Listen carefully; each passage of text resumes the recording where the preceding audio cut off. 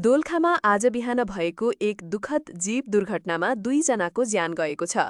यस दुर्घटनामा परि केही यात्रु घाइते भएको प्रारम्भिक खबर प्राप्त भएको छ। घटनाको बारेमा स्थानीय प्रहरीले अनुसन्धान सुरु गरिसकेको छ र दुर्घटनाको विस्तृत विवरण आउन बाँकी छ।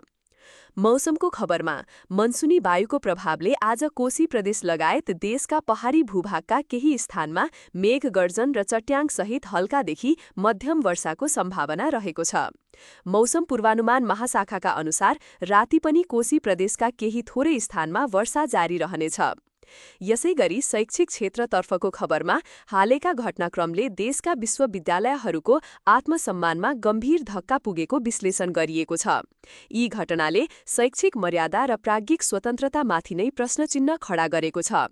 विश्वविद्यालयको गरिमा जोगाउन तत्काल सुधारका कदमहरू चाल्नुपर्ने आवश्यकतामा जोड दिइएको छ, जसले समग्र उच्च शिक्षा प्रणालीमा परेको नकारात्मक असरलाई उजागर गरेको छ।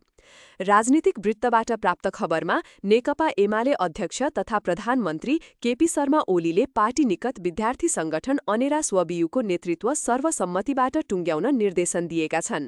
यद्यपि एमालेले तोकेको 32 वर्षे उमेर हदका कारण धेरै आकांक्षीहरू नेतृत्व दौडबाट बाहिरिएका छन्।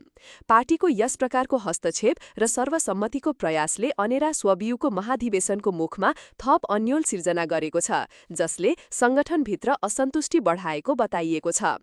अन्त्यमा आज मुस्लिम धर्मावलम्बीहरूको दोस्रो महान पर्व बकर ईद ईद-उल जोहा देशभर धुमधामका साथ मनाइँदैछ। रमजान पर्वको 17औं दिनमा मनाइने यो पर्वमा मुस्लिमहरू बिहानै स्नान गरी मस्जिद वा ईदगाहमा सामूहिक नमाज पढ्छन् र एका आपसमा शुभकामना आदान प्रदान गर्दछन्। यो पर्व अल्लाहको आदेशमा इब्राहिमले आफ्ना छोरा इस्माइललाई बलिदान गर्न तयार भएको स्मरणमा मनाइन्छ र यस क्रममा धर्मले जायज मानेका जनावरको कुर्बानी बलि दिइने प्रचलन छ। अहिलेको लागि अपडेटेड नेपालीको प्रस्तुति यही समाप्त हुन्छ। तपाईहरूलाई समाचारहरू कस्तो लाग्यो? कृपया आफ्नो सुझाव र प्रतिक्रिया कमेन्ट बक्समा लेख्न नभुल्नुहोला। यदि तपाईँ हामीलाई युट्युबबाट हेर्दै हुनुहुन्छ भने कृपया च्यानललाई सब्स्क्राइब गरी हामीलाई साथ दिनुहोस्। साथै अन्य सामाजिक सञ्चार प्लेटफर्महरूमा पनि हामीलाई फलो गर्न नभुल्नुहोला।